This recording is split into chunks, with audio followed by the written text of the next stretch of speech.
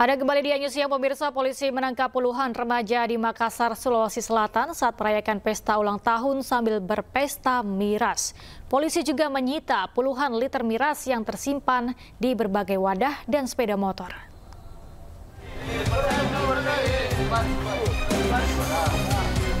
Polisi menangkap 78 orang, diantaranya pelajar dan remaja putus sekolah di Makassar, Sulawesi Selatan. Puluhan remaja ini diringkus saat merayakan pesta ulang tahun salah satu anggota geng motor sambil mabuk-mabukan. Polisi juga menyita puluhan liter minuman keras dari berbagai wadah dan puluhan sepeda motor. Adapun aksi para remaja ini kerap meresahkan warga setempat.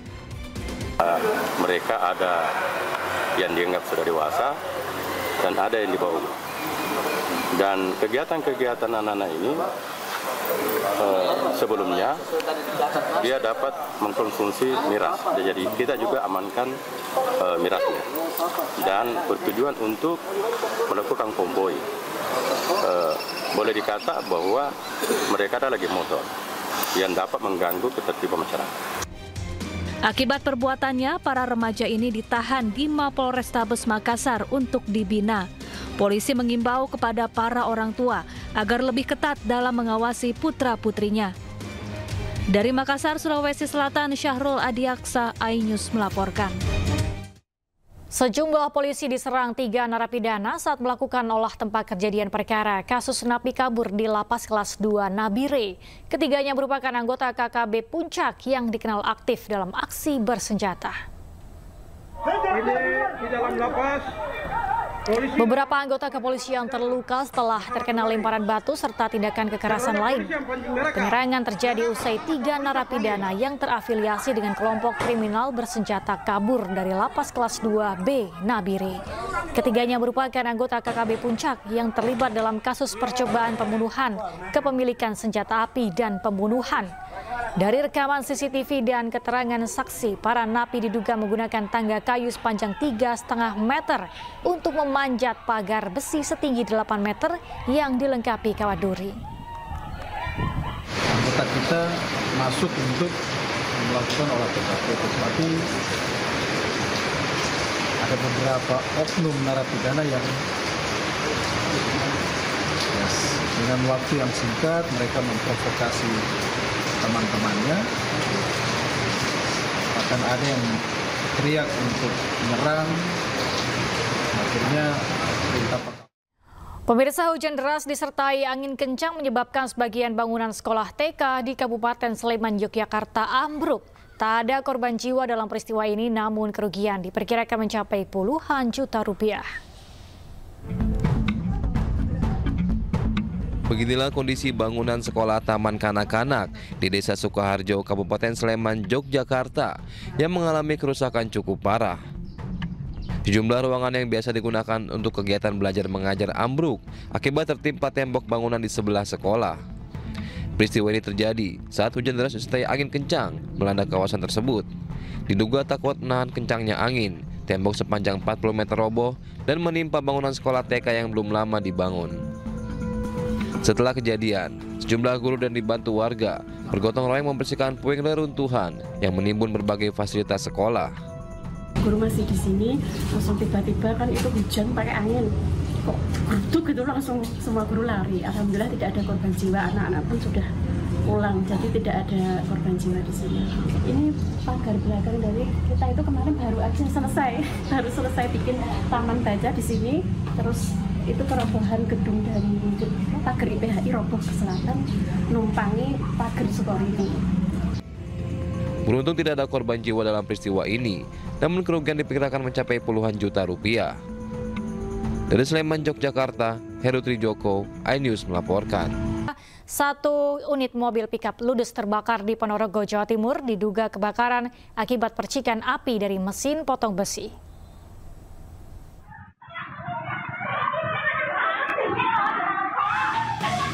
Inilah detik-detik saat mobil pickup terbakar hebat di Ponorogo, Jawa Timur. Warga panik dan berteriak histeris. Sebagian mencoba memadamkan, namun api justru makin membesar dan nyaris menyambar warga.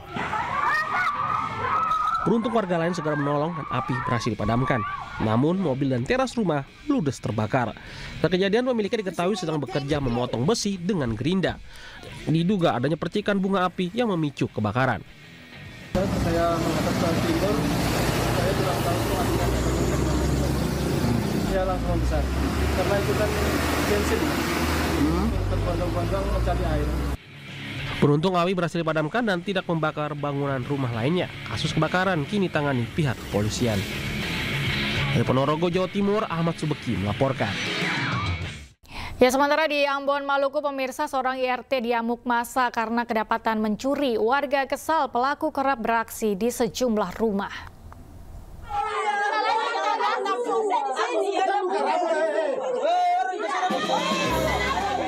Maling wanita ini dikerubungi dan sempat dihakimi massa saat terpergok menyelinap masuk ke rumah warga di Batu Merah Dalam, Kecamatan Sirimau, Ambon, Maluku.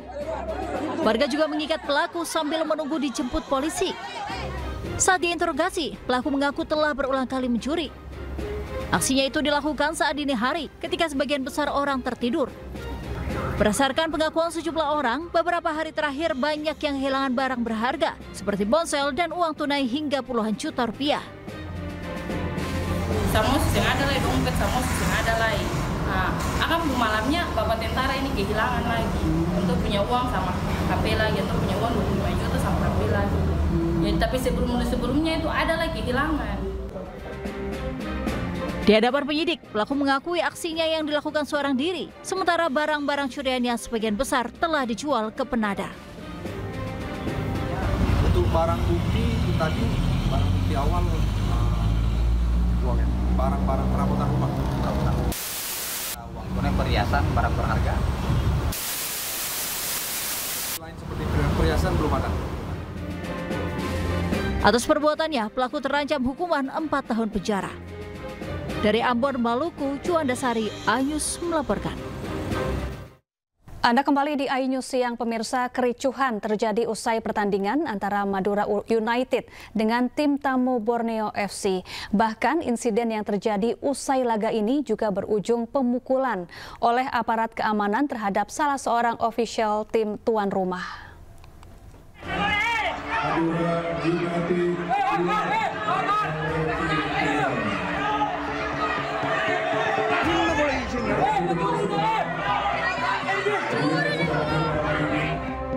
Stadion Gelora Bangkalan tiba-tiba meledak beberapa saat usai pertandingan antara Madura United dengan tim tamu Borneo FC berakhir.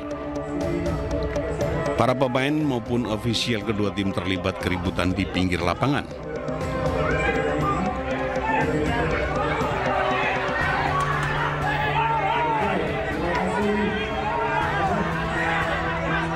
Insiden bermula saat wasit meniupkan peluit panjang tanda pertandingan usai dengan skor 2-3 untuk kemenangan Borneo FC. Diduga karena kegirangan bisa meraih kemenangan di kandang lawan, sejumlah ofisial tim tamu melakukan selebrasi berlebihan, bahkan hingga di depan bench pemain maupun ofisial tim tuan rumah. Selebrasi kemenangan provokatif inilah yang kemudian memantik emosi sebagian ofisial Madura United. Kondisi chaos pun langsung terjadi antara kedua tim. Aparat keamanan dan perangkat pertandingan pun berusaha meredam situasi panas kedua pihak. Meski sempat mereda, insiden kembali terjadi di lorong stadion menuju ruang ganti pemain. Hal ini setelah terjadi pemukulan oleh salah satu anggota petugas keamanan terhadap salah seorang ofisial tim tuan rumah.